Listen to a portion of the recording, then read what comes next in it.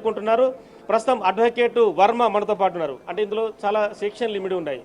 అంటే విచారణ అనేది మీరు రెగ్యులర్గా చూస్తుంటారు, కోర్టులలో కూడా జరుగుతున్న వ్యవహారం కావచ్చు. ఇందులో 118 ఉంది, 3 రెడ్ విత్ 5 ఉంది. సో ఇలాంటి వ్యవహారాల్లో ఒక వీడియో కూడా ప్రస్తుతం ప్రదర్శించే అవకాశం కనిపిస్తుంది. అంటే ఎలా ఉంటుందంటారు, అంటే లీగల్ ఆస్పెక్ట్లో? అంటే దీనికి సంబంధించిన కొంత విషయం సమాచారం ప్రజలకు తెలియాల్సిన అవసరం ఏమిటంటే, ఇది ఒక 1.5 ఇయర్ నుండి ఒక హైప్ తీసుకొస్తున్నాడు పుష్ప 2 అని చెప్పి. పిల్లల్ని అంటే చిన్న పిల్లల్ని, ఒక యూత్ను, ఒక విద్యార్థులను ఒక ప్రొవోక్ చేసే క్రమంలో ఒక అల్లు అర్జున్ ఆర్మీ అనేది ఒకటి ఏర్పాటు చేసుకొని ఒక సినీ పక్కీలో అండ్ ఒక రాజకీయ కోణంలో కూడా ఆయన ఒక ఏర్పాటు చేసుకోవడం జరిగింది. దాంట్లో భాగంగా పుష్ప మూవీ రిలీజ్ అయినాక ప్రివ్యూ షోకు ఒక రోజు ముందుగా ఒక 5 థియేటర్లు హైదరాబాద్లో 5 థియేటర్లో రిలీజ్ చేయడం జరిగింది.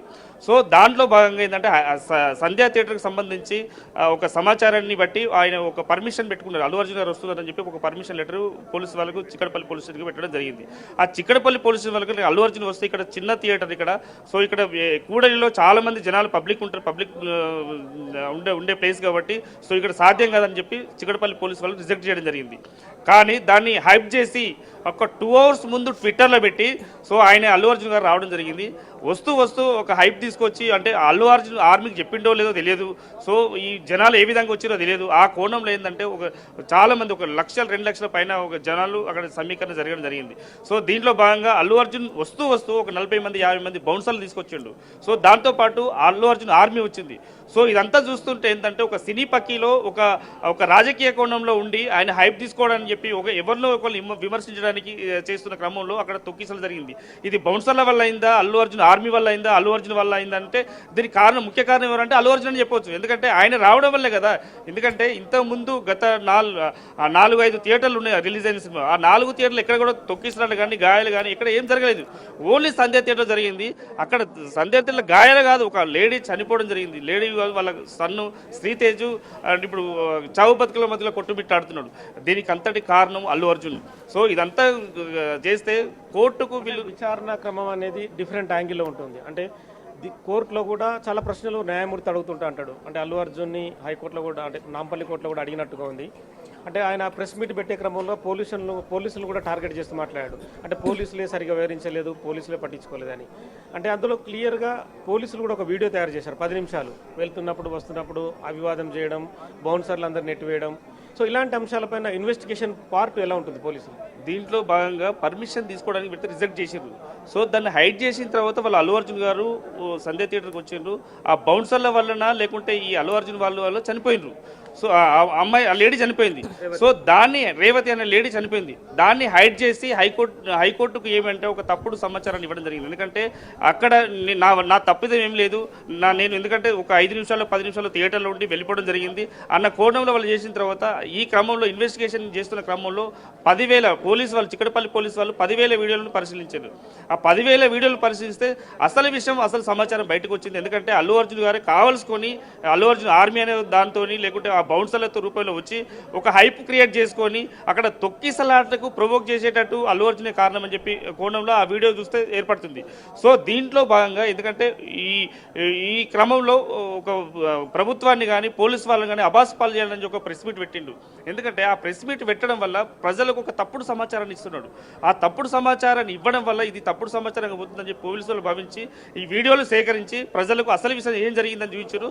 ఆ కోణంలో వాళ్ళు ఇన్వెస్టిగేషన్ చేస్తున్నారు. ఈరోజు స్టేట్మెంట్ రికార్డ్ చేయడానికి వచ్చారు. ఒకవేళ స్టేట్మెంట్ రికార్డ్ చేస్తున్న క్రమంలో పోలీసు వాళ్ళు సహకరించకుంటే రీకన్స్ట్రక్ట్ చేసే అవకాశం ఉంటుంది. ఆ రీకన్స్ట్రక్షన్లో భాగంగా ఒకవేళ అక్కడ ఎంతమంది బౌన్సర్లు ఉన్నారు, ఎవరి వల్ల అయింది, ఎవరి వల్ల గాయాల పాలైండు, సో అది కాకుండా ఇంకా వాళ్ళకు సమాచారం కాకుంటే ఎన్నిసార్లు అయినా నోటీస్ ఇవ్వచ్చు.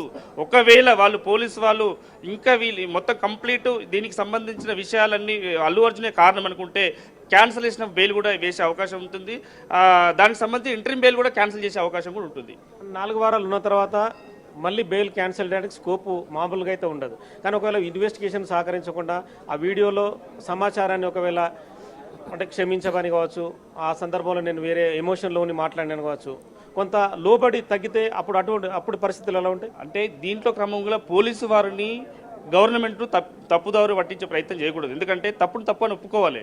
సో దానికి ప్రశ్న పెట్టి నేనే తప్పు చేయలేదు అని చెప్పి పోలీసు వాళ్ళపైన గవర్నమెంట్ పైన అబాస్పాలు చేస్తే ఆ రికార్డులు ఉంటుంది. ప్రతిదీ స్టేట్మెంట్ కదా, ప్రతిదీ రికార్డు పరంగా ఉన్నాయి. ఎందుకంటే ప్రతిదీ సీసీ కెమెరాలు ఉన్నాయి, వీడియోలు ఉన్నాయి. ప్రతి ప్రెస్ వాళ్ళు వచ్చారు, ప్రతి ఒక్కరు ఇప్పుడు సెల్ ఫోన్ రూపాయలు చూస్తారు. ప్రతి ఒక్కరు దాన్ని తప్పించుకునే ప్రయత్నం లేదు. సో ఈయన ఏంటంటే ఇన్వెస్టిగేషన్లో భాగంగా అంటే వీళ్ళు హైకోర్టుకు తప్పుడు సమాచారాన్ని ఇచ్చిరేమని చెప్పి భావిస్తున్నారు. ఎందుకంటే ఇక్కడ ఇవన్నీ వీడియోలు వీళ్ళు పోలీసు వాళ్ళు ప్రెస్ మీట్ పెట్టిన తర్వాత అల్లు అర్జున్ ప్రెస్ మీట్ పెట్టినాక 10,000 వీడియోలు బయటపడ్డాయి. దానికి బిఫోర్ 10,000 వీడియోలు చూడకుండా కానీ ఒక అల్లు అర్జున్కు ఆయన విషయాన్ని ఆయన కప్పిపుచ్చుకోవడానికి నేను అపవాదిని కాదు, నేను నిరుపాధిని కాదు అని చెప్పి ఒక కొండలో చేయడం జరిగింది. సో ఇప్పుడు ఏ విధంగా పిలిచారంటే స్టేట్మెంట్ రికార్డు ఒకవేళ పోలీసు వాళ్ళు సాటిస్ఫై కాకుంటే దానికి సంబంధించిన ఈ అల్లు అర్జున్ గారే నిందితుడు చేసిండు అని భావిస్తే క్యాన్సిలేషన్ ఆఫ్ బెయిల్ వేసే అవకాశం ఉంటుంది. అది క్యాన్సిల్ అయ్యే అవకాశం ఉంటుంది. పోలీసు వాళ్ళు ఎన్నిసార్లు నోటీస్ ఇవ్వచ్చు, అన్నిసార్లు కూడా ఒక పాయింట్ రేజ్ చేశాడు హైకోర్టులో. పోలీసుల వైఫల్యం ఉంది, పోలీసుల భద్రత ఏర్పాటు చేయకపోవడం వల్లనే ఆ మహిళ చనిపోయింది, అల్లు అర్జున్కి సంబంధం లేదని కూడా పోలీసులను కూడా కొంచెం క్రిటిసైజ్ చేస్తూ న్యాయమూర్తి ముందు వాదనలు వినిపించాడు. సో ఆ వాదనలు కూడా పరిగణ తీసుకున్న తర్వాత ఇంటరిమ్ బెయిల్ అనేది అల్లు అర్జున్కు వచ్చినట్టుగా ఒక చిన్న పాయింట్, అంటే ఒక చిన్న లూపోల్ ఉన్నా కూడా కామన్గా లీగల్గా ఏదైనా జరగవచ్చు. ఇక్కడ అంటే కోర్టుకు సరైన సమాచారం, సరైన నివేదిక వాళ్ళు ఇవ్వలేదు, అందుకని గోప్యంగా ఉంచారని చెప్పింది. ఎందుకంటే పోలీసు వారు ఒకవేళ వాళ్ళు అంటే ఒక సెలబ్రిటీ వచ్చినప్పుడు, ఒక రాజకీయ నాయకుడు, ఒక ప్రముఖులు వచ్చినప్పుడు పోలీసు వాళ్ళు ఇన్ఫర్మేషన్ వస్తే వాళ్ళు ప్రొటెక్ట్ చేసిన అవసరం ఉంటుంది. వాళ్ళకి ఇన్ఫర్మేషన్ తెలిస్తే ఆ క్రమంలో అల్లు అర్జున్ అక్కడ రావడం జరిగింది. అల్లు అర్జున్ వచ్చిన క్రమంలో ఈ అల్లు అర్జున్ ఆర్మీ వల్ల, ఈ బౌన్సర్ల వల్ల ఏమన్నా అవకతవకలు జరిగే అవకాశం ఉంటుంది, తోపులాట జరిగే అవకాశం ఉంటుంది, తొక్కిసలాట జరిగే అవకాశం ఉంటుంది గ్రహించి వాళ్ళు నియంత్రించే ప్రయత్నం చేశారు. ఆ నియంత్రణ ఒకవేళ పోలీసు వాళ్ళు నియంత్రణ చేయకుంటే ఇంకా ప్రాణ నష్టం ఎక్కువ జరిగే అవకాశం ఉంటుండే, ఇంకా ఎక్కువ గాయాల పాలయ్యే అవకాశం ఉంటుండే. దీన్ని హైడ్ చేసి వాళ్ళు తప్పుడు సమాచారాన్ని కోర్టుకు సమర్పించారని చెప్పి